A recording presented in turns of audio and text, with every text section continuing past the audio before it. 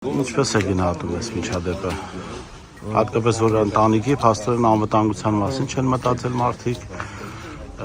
կարող է նաև տուն է հրդեհվել ոնց տեսնում ենք։ Շատ բացասական եմ գնահատում ես ամենին, ինչ որ տեղի ունեցել, գիշերը 4-ից էր, որ այս պրոցեսը եղել է եւ հաստատի երեխաներին է նաև ահաբեկել։ Անձնական առումով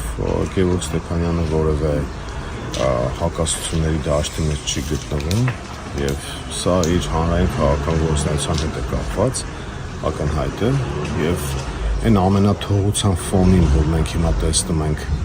որ Հայաստանում կա եւ մասնավորապես Երևանի իշխանությունների հետ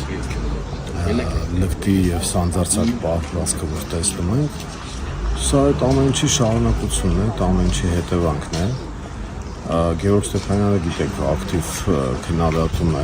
այս իշխանությունների վարած քաղաքականությունը եւ մենք առաջին վարկածը որ ունենք կապում ենք իր հանրային քաղաքական գործունեության հետ։